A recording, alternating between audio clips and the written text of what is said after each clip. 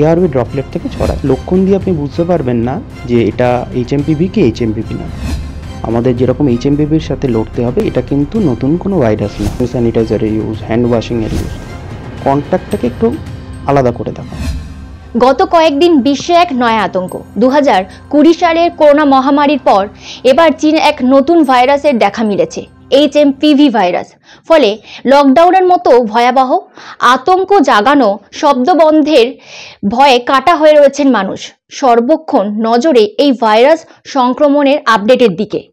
বিশেষ করে এই ভাইরাস প্রভাব ফেলছে শিশুদের ওপর।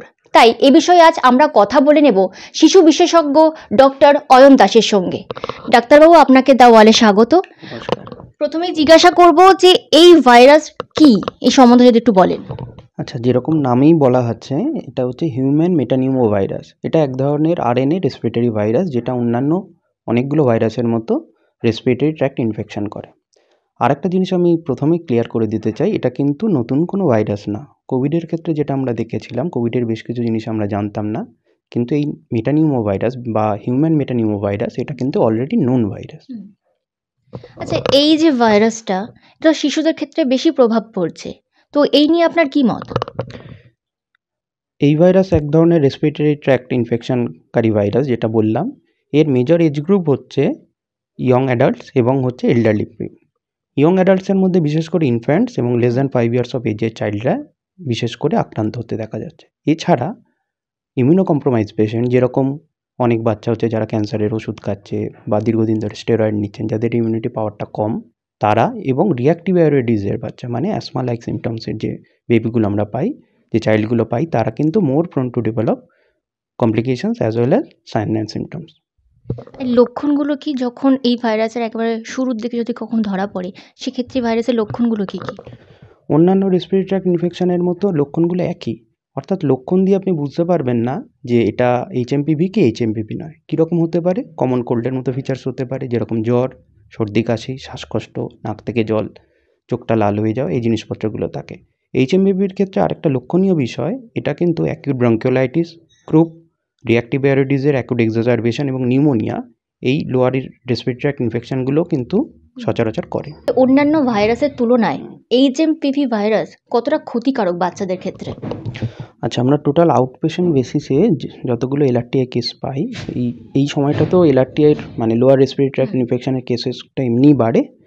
তো মোটামুটি যেটা দেখা গেছে স্ট্যাটিস্টিক্যালি, আউটপেশেন্ট বেসিসে এলআরটিআই কেসের মধ্যে অ্যারাউন্ড 5-10% কেসেস কিন্তু এইচএমপিভি থাকতে পারে। এটা ওয়ার্ল্ড ওয়াইডের একটা ডেটা। আর এইচএমপিভি অন্যান্য ভাইরাসের মতো এটা সেলফ লিমিটিং একটি ভাইরাস। এর লং টাইম সিকুয়েলি বা লং টাইম যে কমপ্লিকেশান, তার চান্স খুব কম। ওটাইটিস মিডিয়া বলে কানে এক ধরনের সমস্যা হয়, তার একটা কমপ্লিকেশান আছে, কিন্তু লং টার্ম লাংস রিলেটেড কমপ্লিকেশানের চান্স কিন্তু এইচএমপিভির ক্ষেত্রে কম। এই ভাইরাসকে করোনা ভাইরাসের মতো পরবর্তীতে দেখা যাবে যে অতিমারিতে পরিণত হতে পারে, আপনার কি মত? দেখুন, সে সম্ভাবনা খুবই কম। তার কারণ এটি একটি নোন ভাইরাস এবং এই ভাইরাস কী করতে পারে এটা অলরেডি আমরা জানি। তবুও সতর্কতামূলক ব্যবস্থা হিসাবে যেগুলো আছে সেগুলো তো করতেই হবে। তার সাথে গবেষণামূলক কাজকর্ম হিসাবে কোন স্ট্রেন থেকে এই ভাইরাসটা হচ্ছে সেই জিনিসপত্রগুলো দেখা প্রয়োজন। আর একটা জিনিস যেটা বলার, সেটা হচ্ছে যে শুধুমাত্র এইচএমপিভি না, আদার যে রেসপিরেটরি ট্র্যাক্ট ইনফেকশনের যে কজেসগুলো, যেমন এই সময় RSV, respiratory syncytial virus, mycoplasma এবং ইনফ্লুয়েঞ্জা, প্যারা ইনফ্লুয়েঞ্জা, এই জিনিসপত্রগুলো কিন্তু আমাদের মাথায় রাখা দরকার। আমাদের যেরকম এইচএমপিভির সাথে লড়তে হবে, তেমনি অন্যান্য কারণগুলোর সাথেও লড়তে হবে। যদি এই ভাইরাসের শিশুসহ পরবর্তীতে বয়স্করা যদি আক্রান্ত হয়, সেক্ষেত্রে কি করা উচিত? নন ফার্মাকোলজিক্যাল মেজার সাপোর্টস, যেমন করোনার সময় আমরা যেরকম দেখেছিলাম, হ্যান্ড স্যানিটাইজারের ইউজ, হ্যান্ড ওয়াশিংয়ের ইউজ। এই ভাইরাসটা ছড়ায় কীভাবে সেটা যদি আমরা একটু দেখি, এই ভাইরাসটা কিন্তু অন্যান্য রেসপিরেটরি ট্র্যাক্ট ভাইরাসের মতো এয়ারওয়ে ড্রপলেট থেকে ছড়ায়, ডিরেক্ট বা ক্লোজ কন্ট্যাক্ট থেকে।